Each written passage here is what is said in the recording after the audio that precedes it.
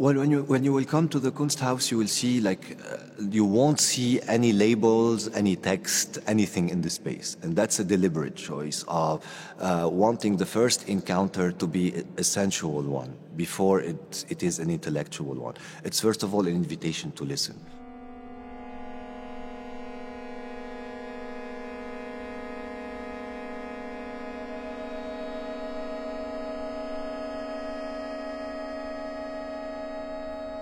The organ within is a very important piece of mine and work I like a lot that comes from my project Within. That is a project based on the idea of understanding sound from a deaf perception. The idea of it started in 2019, and we developed it with an instrument maker in Strasbourg called Léo Morel by going to a school for the deaf and working on flutes and on a wind instrument, a transformation of the classical church organ based on the students' perception of sound and how they would play it and work with it. So this led to an organ which flutes are cubical for them to vibrate, and in a way that where air you can be sensed with the fingers and with the body, and also to flutes that have no tuning per se, where you can manually open and close and tune each flute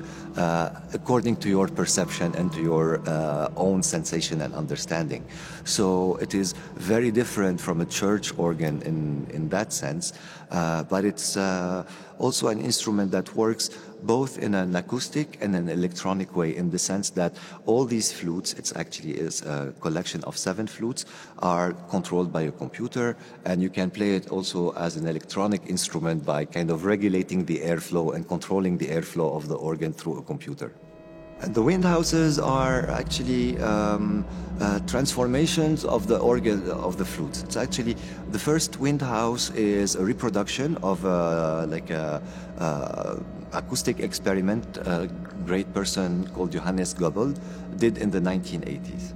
And he showed it to me when I was working on Within as a flute that can play very low sounds. And I presented this wind house. It was back then called the sub-bass prototone, quite technical term.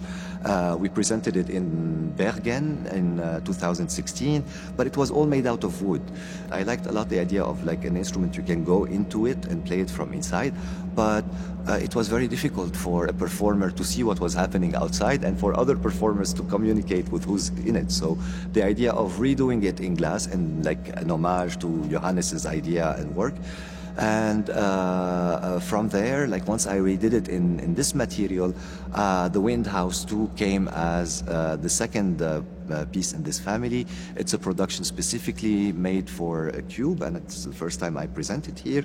But it is also a transformation of one of the flutes of the organ within. It is actually 10 times bigger of one of the flutes in the space, and therefore it's this idea of going into the instrument and playing it from inside and experiencing the sound that happens with air currents and forms inside this long corridor.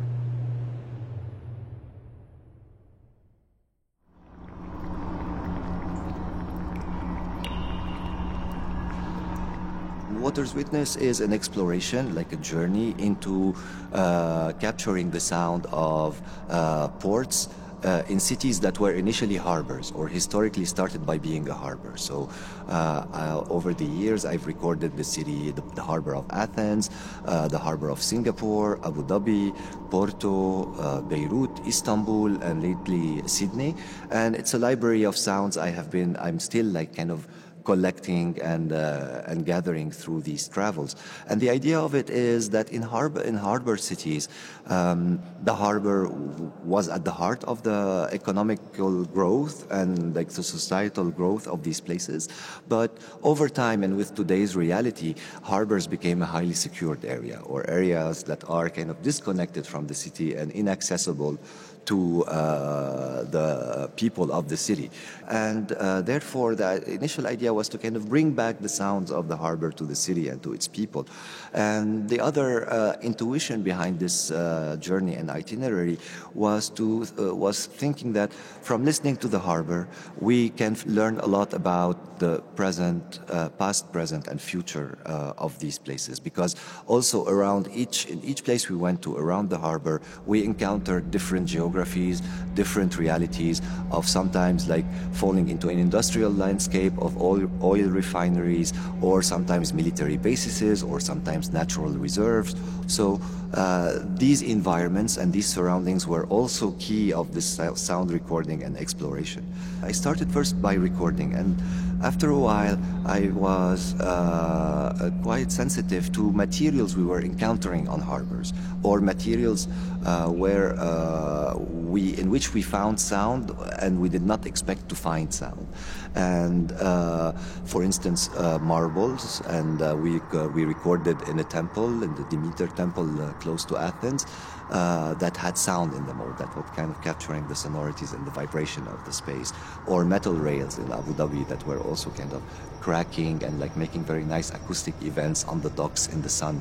Each place kind of inspired me a different material that I therefore collected, and in which I played the sounds. So from elements we recorded in the harbors, I gathered some and that I transformed into speakers. So Water's Witness is like what we call technically in music an acousmonium, or like an ensemble of speakers that are actually hidden and embedded into materials. So it is mediated listening. We are listening to these field recordings through the properties of a stone, through the properties of a metal rail.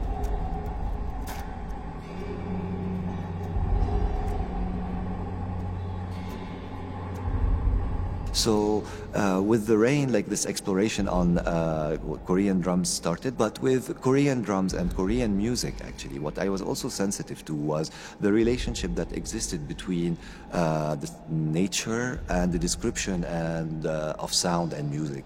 So a lot of the terms that are used in Korean tradition to speak about percussion, to speak about singing, or like string tradition, are inspired by sounds from nature. And therefore, what I wanted to do on The Rain is revisit the techniques and the way traditional drums are made, to produce drums where it's not easy or possible to play with this kind of very performative, visual, choreographic way that is hitting strong, being very gestural and basing everything on intensity.